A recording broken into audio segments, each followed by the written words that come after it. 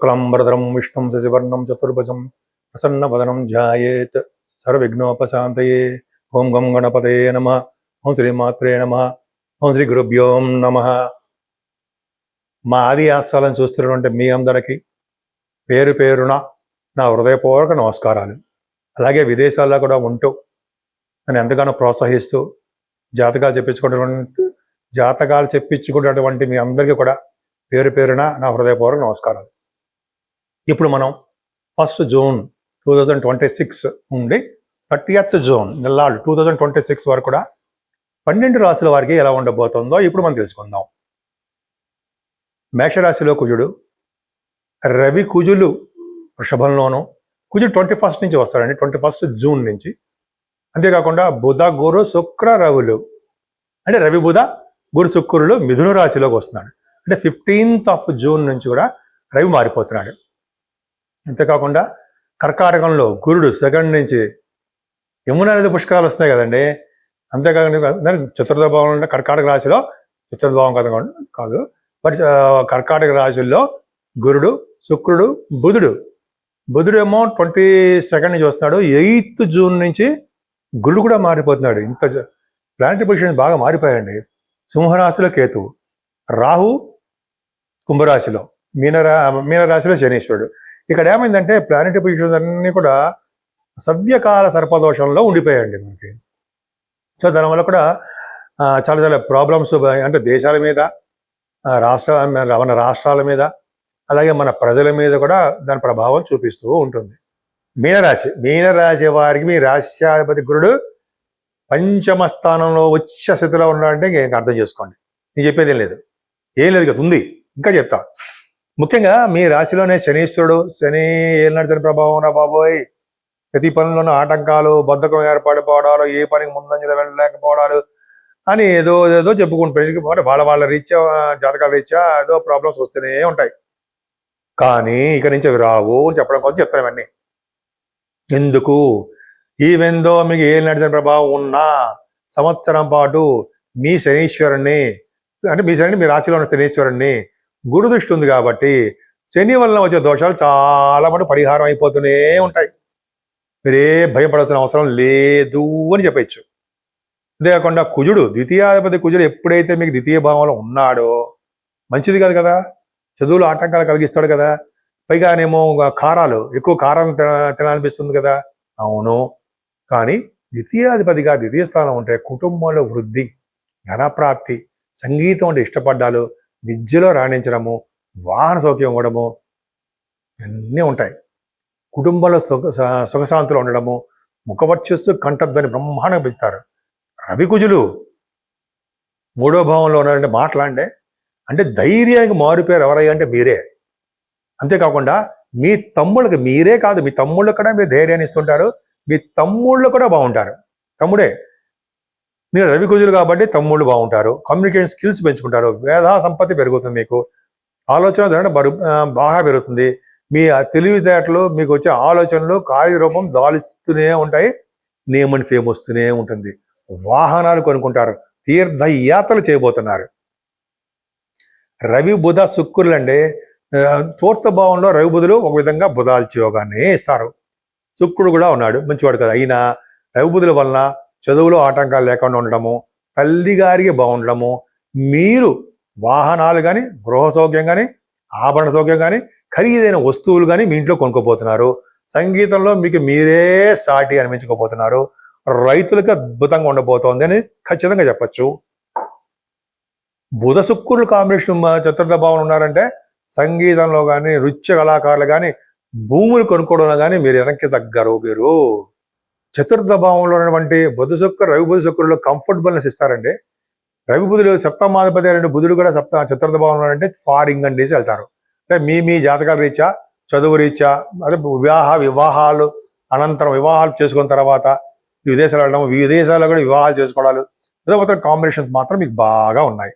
ఏదైనా ఇక నుంచి 5వ స్థానంలో గురుడు ఉండడము గొప్ప అదృష్టం. సంవత్సరం పాటు గురుబలము మీ రాశి మీద ఉండడము, ఈ రాశ్యాధిపతి 5వ స్థానంలో ఉండడము మీకు అదృష్టమే. మీకంటే అదృష్టం ఇంకోటి లేరు. అంటే సంతానం లేని వారికి సంతానం కలగడము, పుత్ర సంతానం కలిగి తీరడము. అలాగే మీకు ఇంకా చెప్పాలంటే సాహిత్య రంగంలో, సంగీత రంగంలో నృత్య కళాకారుగా బాగా డెవలప్ అయిపోతారు. ముఖ్యంగా సాహిత్య రంగం. గురు ప్రభావం బాగుందండి. గురుబలం ఉందంటే జనాకర్షణ శక్తి పెరుగుతుంది మీకు. అలాగే రాజకీయ రంగంలో పదవులు వస్తూ ఉంటాయి, మాట ఏర్పడతాము. అలాగే శుభకార్యాలు, ధర్మకార్యాలు, అలాగే ఎదుటి వాళ్ళని పోషించే శక్తి సామర్థ్యాలు, స్టాక్ మార్కెట్లో బాగా డబ్బు సంపాదించాలి మీకు ఉంటాయి. ఎంత అద్భుతమైన భగవంతుడు మీకు ఇచ్చిన వరం అండి బాబు. పంచమ స్థానం అనేది కింద జనంలో చేసుకున్న పుణ్యఫలం అంతా మీకు వస్తుంది. ఇక కేతు కూడా తోడయ్యాడు మీకు. గురుకేతులు ఉంటారులేండి పంచమ స్థానం, బ్రహ్మాండంగా ఉంటారు. ఇప్పుడు ఆడభావన ఉన్న కేతు కూడా ధైర్యానికి మారు పేరు. అలాగే కార్యసిద్ధి ఇస్తూ ఉంటాడు, ధనప్రాప్తిని కలిగించేది చేస్తుంటాడు, మీ కుమారులను పెంచేటట్టు చేస్తుంటాడు, మంచి బాగా ఉండేది చేస్తుంటాడు. కేతువు కూడా ఒక విధంగా యోగాన్ని ఇవ్వడానికి అవకాశాలు ఎక్కువ ఉన్నాయి. వీసా స్టాంపింగ్ కూడా అవుతుంది. మేనమామలు బాగుంటారు. అలాగే మీకు లా రిలేటెడ్ సంబంధించిన ప్రాబ్లమ్స్ ఉంటే వాటి నుంచి బయటపడిపోతూ ఉంటారు. చిన్న ప్రాబ్లం ఏంటంటే మీ భార్యాభర్తల విషయంలో కొద్దిగా మనస్పర్ధలు, అప్పుడప్పుడు తగాదాలు వస్తూ ఉంటాయి. అలాగే ఎప్పటి నుంచో పెళ్లి చేద్దాము మన పిల్లలకి అనుకున్నప్పుడు ఆలస్యం అయిపోతూ ఉంటాయి. అందుకని చెప్పి పంచముఖ ఆంజనేయ స్వామి వారిని పూజిస్తే ఈ దోషాలన్నీ పోతాయి. అంతేకాదండి, గురుడు భాగ్యస్థానాన్ని, మీ లాభస్థానాన్ని ఒకేసారి చూస్తున్నాడు. అంటే ఏంటంటే ఒకేసారి అంటే ఆ దృష్టి ఉంది. అర్థం ఏంటంటే మీ చేస్తున్నటువంటి వ్యాపారాల్లో బాగా డబ్బు సంపాదించుకుంటారు. ఏ చిరు వ్యాపారం అయినా సరే, చిన్న వ్యాపారం అయినా సరే బాగా ధనప్రాప్తి. అలాగే గురుడు భాగ్యాన్ని, లాభాన్ని చూసిన వల్ల గురువు గారితో, పీఠాధిపతులతో యమునా నది పుష్కర స్నానం చేయబోతున్నారు, తీర్థయాత్రలు చేయబోతున్నారు, చార్ధామ్ యాత్రలు చూడడానికి అవకాశాలు రాబోతున్నాయి. అంత అద్భుతమైనటువంటి యోగంగా చెప్పేయవచ్చు. అంతేకాకుండా మీరు చేసిన ఏ వ్యాపారం, రియల్ ఎస్టేట్ వ్యాపారం, ఏ వ్యాపారం అయినా సరే ఆ వ్యాపార అభివృద్ధి దినదిన ప్రవర్ధమానం అయి తీరుతుంది. ఎక్కడ ఉండేవండి. మన ఉద్యోగం రా బాబు అంటే ఉద్యోగం గురించి బెంగేయాలి సార్. 10th హౌస్ లార్డ్ పంచమ స్థానంలో ఉచ్చ స్థితిలో ఉన్నాడు. మీరు చేరడమే అఫీషియల్ పొజిషన్లో చేరతారు. ఉద్యోగాల్లో సివిల్ సర్వీసెస్ కానీ గవర్నమెంట్ సంబంధించిన సర్వీసెస్లో మీరు ఉంటారు. ఆడవాళ్ళకి చెప్తున్నానండి మీకు అంతే. అంతేకాకుండా సాఫ్ట్వేర్ రంగ ఉద్యోగస్తులు ఉన్నారనుకోండి, వాళ్ళకి కూడా చాలా బాగుంటుంది. ప్రమోషన్స్ వస్తాయండి. ఇంతకుముందు లెక్క వేరు, ఇప్పుడు ఒక లెక్క వేరు. సంవత్సరం పాటు ధనాదాయం పెరుగుతూనే ఉంటుంది. ప్రమోషన్ మీద ప్రమోషన్ కొడతారు. 10th హౌస్ లార్డ్ పంచమంలో ఉన్నాడంటే ఇంక సమస్య లేదు. చాలా కోణస్థితిలో ఉన్నాడు, కేంద్రంలో కోణంలో ఉన్నాడు. చాలా యోగం అండి, అద్భుతమైన యోగం. మంచి యోగాన్ని ఇస్తాడు గురుడు. బాగా ఉద్యోగంలో ప్రమోషన్స్, ఇటు ఉద్యోగంలోనూ ఇటు వ్యాపారంలోనూ బాగా ధన సంపాదన పెంచుకుంటున్నారు. మీరు భయపడాల్సిన అవసరం లేదు. ఉద్యోగ వ్యాపారాలు, సంతానం బాధ్యతలు మీకు బాగా, బాధ్యతలు అంటే సంతానం పెరగబోతున్నారు, సంతానం బాగుండబోతున్నారు. ఇవన్నీ చాలా బాగుండి అద్భుతం. ఒక్క భార్యాభర్తల విషయంలో చిన్న చిన్న ప్రాబ్లమ్స్ వస్తాయి, ఆలస్య వివాహాలు అవుతుంటాయి. రాహు 12 భావన ఉన్నాడు. 12 భావన రాహు చికాకులు, మనస్పర్ధలు, గృహంలో చిన్న చిన్న ఇబ్బందులు ఇవి కలిగిస్తుంటే భయపడాల్సిన అవసరం లేదు. అమ్మవారిని పూజిద్దాం. అమ్మవారిని పూజించడం వల్ల సర్వ శుభాలు, సుఖాలు కలిగి తీరుతాయి. నేను మీ డాక్టర్ వాడ్రే ఆదినారాయణరావు. ఇందా చెప్పినట్టుగానే మీరు మీ జాతకాలు చూపించుకోవాలనుకుంటే ఇప్పుడు చెప్తున్నట్టుగానే మీకు డేట్ ఆఫ్ బర్త్ ఉండాలండి, టైమ్ ఆఫ్ బర్త్ ఉండాలి, ప్లేస్ ఆఫ్ బర్త్ ఉండాలి. ఈ 3 ఉండడం వలన మీకు జాతకాలు చూడడం జరుగుతుంది. అంతేకాకుండా మీకు చాలా సమస్యలు ఉన్నా అవన్నీ కూడా నేను చెప్పగలను. ఎందుకంటే వివాహము, గుణసౌఖ్యము ఇవన్నీ చాలా ఉంటాయి కదా. ఆ ప్రాబ్లమ్స్ లేకుండా మనం జాతకాల్లో కూడా చెప్పచ్చు. అంతేకాకుండా గృహం అంటే వాస్తు రీత్యా కూడా ఏమైనా ప్రాబ్లమ్స్ ఉన్నా కూడా తప్పకుండా కూడా మనం చెప్పగలమండి. సో మీకు ఏమాత్రము చెప్పించుకోవాలనుకున్నా, అయితే మీరు మీ స్నేహితులకు కానీ, మీ చుట్టాలకు కానీ మీ జాతకాలు చూపించుకోవాలనుకున్నా మా ఆది ఆస్ట్రాలజీకి ఫోన్ చేయండి. మీరు వాట్సాప్లో మెసేజ్లు పెడితే నేనే స్వయంగా మీకు ఫోన్ చేస్తాను. ఎవ్వరు కూడా నా పేరు చెప్పి ఎవరు కూడా ఈ చేయడం అనేది ఎక్కడ లేదు. సరేనండి. ముఖ్యంగా మనం పరిష్కార మార్గాల గురించి చెప్పుకోవాలి. అవునా? ఇక్కడ 12 రాశుల వారికి, మేషరాశి నుంచి మీనరాశి వారి వరకు కూడా పరిష్కార మార్గాలు చెప్పుకోవచ్చు. ముఖ్యంగా ఒకటి ఉంటుంది. ఎందుకంటే జూన్ నెలలో ఒకటే ఉంటుందని ఇంకా చాలా ఉంటాయి అనుకోండి. జూన్ నెలలో గురుడు ఎగ్జాల్టేషన్లోకి వచ్చేస్తున్నాడు. అవునా? 12 రాశుల మీద ప్రభావం ఉండి తీరుతుంది. కొద్దో గొప్ప చెడు ప్రభావం ఉంటుంది, మంచి ప్రభావం ఉంటుంది. చెడు ప్రభావం తక్కువ, మంచి ప్రభావం ఎక్కువే ఉండడానికి అవకాశాలు ఉండి తీరతాయి. ఈ గురుడు కూడా యమునా నది పుష్కర స్థానాలని బాగా చేయించి తీరతాడు అందరినీ, చాలా మందిని. ఎందుకు? కర్కాటక రాశిలో గురుడు ఉండడం వలన, మీన రాశాధిపతి అయినటువంటి గురుడు కర్కాటక రాశిలో జలతత్వ రాశిలో ఉండడం వలన గురువు గారిని పీఠాధిపతిని కలిసే యోగము, వాళ్ళ పాద పూజ చేసుకునే అదృష్టము. గురువుగారు మెయిన్ ఇంపార్టెంట్ అండి.